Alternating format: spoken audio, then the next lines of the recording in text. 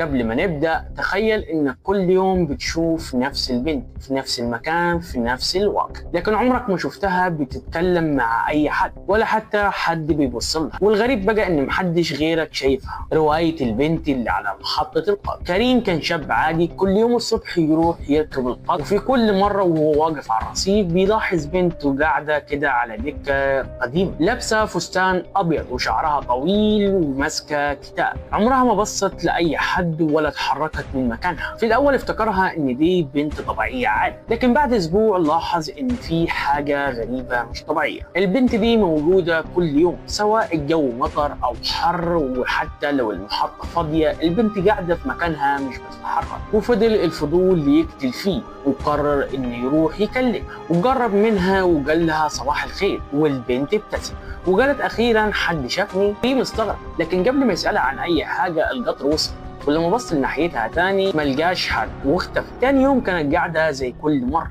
فراح يسألها قال لها أنت مين؟ وقالت له أنا مستنية حد. وقال لها مين؟ وقالت له حد وعدني إنه هيرجع تاني. كل يوم كانوا بيتكلموا شوية وكريم يتعلق بيها، لكن الغريب كل ما بيسأل أي حد عنها الكل بيبصله باستغراب. بنت مين؟ مفيش حد قاعد هناك أصلا. وفي مرة صاحبه محمود كان واقف معاه وقال له شايف البنت اللي هناك؟ محمود بص للدكة وقال له دكة إيه يا كريم؟ مفيش حد. وكريم بدأ يخاف، لكن البنت كانت حقيقية وبيتكلموا ويضحكوا، وكمان عرف ان اسمها دانيال. وفي يوم سالها قال لها انت ليه محدش بيشوفك؟ فسكتت شويه وقالت عشان انا المفروض ما ابقاش هنا. كريم قلبه وجع وقال يعني ايه، لكن القطر وصل، ولما بص تاني اختفى. رجع البيت وقرر يدور، وبعد ساعات من البحث لقي خبر قديم من 2008 عن بنت اسمها مريم كانت مستنيه خطيبها في المحطه، ولكن حصل حادثه للقطر ومات قبل ما تشوف. كريم انصدم وقال لنفسه انا بكلم روح. لكن الغريب ان الصوره اللي في الخبر مش هي البنت اللي في الصورة، شكلها مختلف تماما، رغم ان الاسم نفسه كريم بدأ يشك. وفي اليوم اللي بعده راح للمحطة، لكن لأول مرة ما يلقاش مريم. عدى يوم واثنين واسبوع مفيش اثر ليها، لحد ما في يوم وهو راكب القطر قاعد جنبه راجل كبير في السن.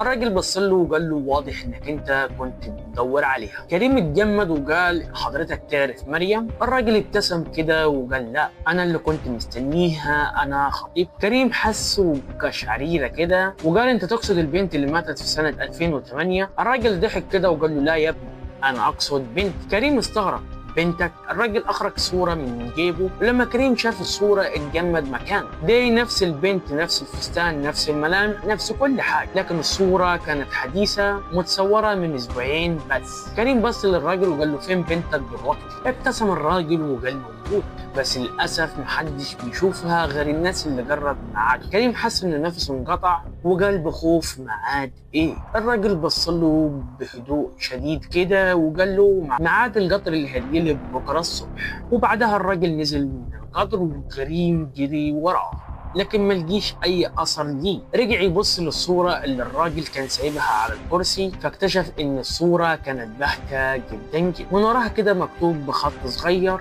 لو انت بتسمع القصه دي فبدور عليك انت. ودي كانت قصتنا النهارده، ولو عجبتك القصص اللي زي كده او قصص الرعب اكتب لي في التعليقات حابب القصه الجايه تكون عن ايه، ولو عايز اسمك يبقى هو بطل القصه الجايه اكتب لي في الكومنتات. وبس كده، كوبيس المنستر، ويلا سلام.